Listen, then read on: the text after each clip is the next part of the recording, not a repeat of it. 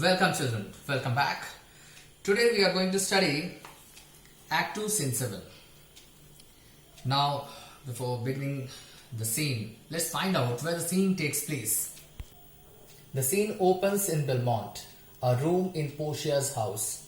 Enter Portia with Morocco and their trains of servant.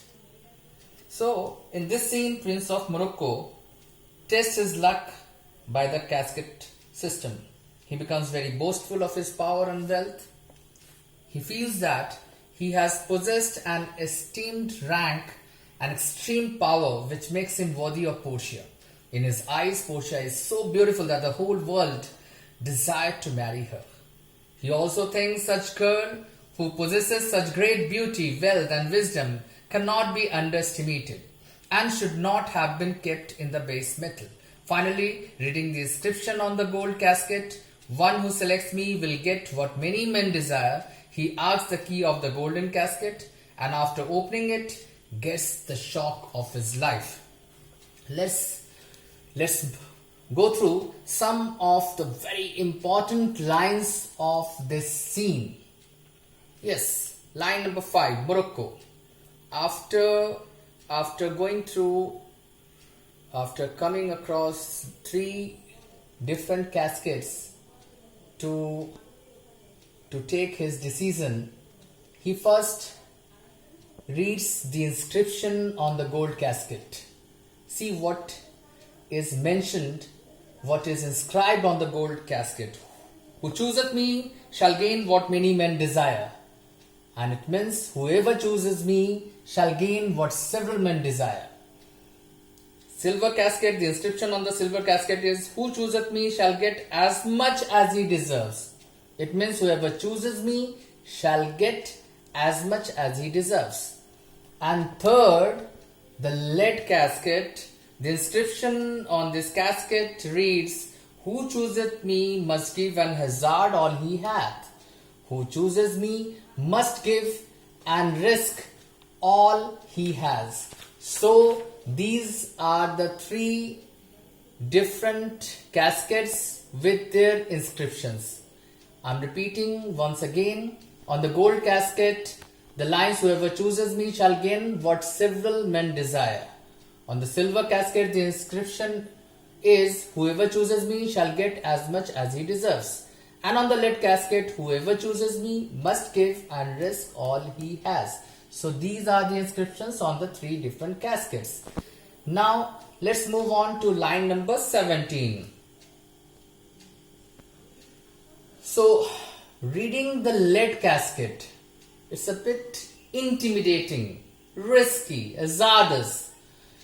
After reading the inscription, Morocco says, "Must give" for what?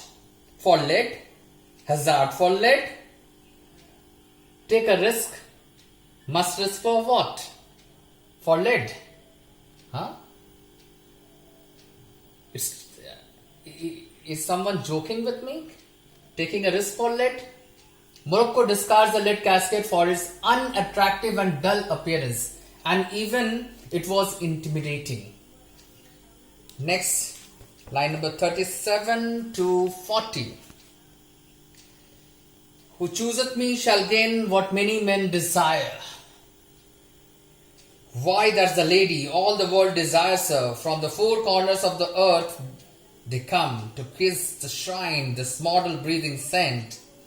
So he's very much inspired and influenced to see the inscription on the gold casket. See what he says. After reading the inscription on the gold casket, Prince of Morocco connects it with the huge popularity of Portia. Remember, the inscription clearly says, "Whoever chooses me shall gain what several men desire." Portia also is desired, coveted by several people. So the desired people come from all corners of the world to kiss the holy place, Portia's house, and to get the blessing of the mortal saint, which is Portia herself. Right. Now let's come to line number 55 to 58. Same person, says they have in England a coin that bears the figure of an angel, is stamped in gold, but that's insculped upon. But here an angel in a golden bed lies all within.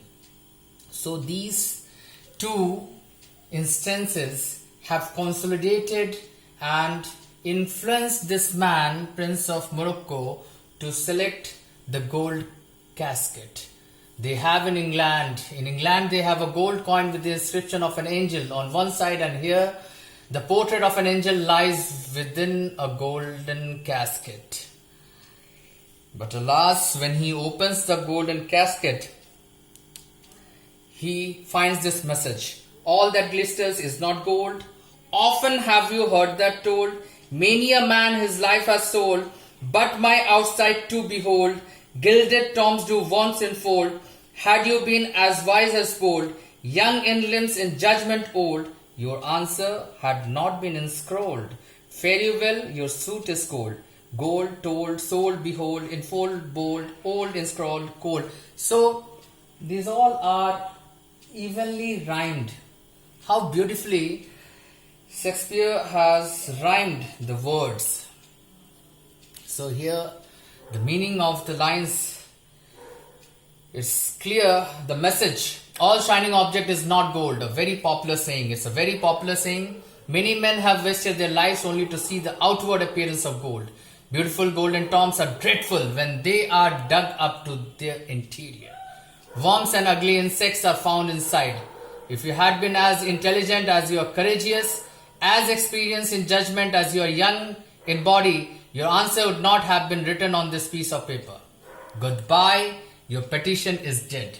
So, the choice of golden casket by Prince of Morocco has come out to be a disaster. Much to Prince of Morocco's shock, the gold casket reveals a skull which says that even golden tombs hold insects and worms. Outward appearance is not all, and the prince lives with a dejected, heavy heart. That's all, my dear student, for this evening. See you again with my next video. Till then, stay at home and stay safe.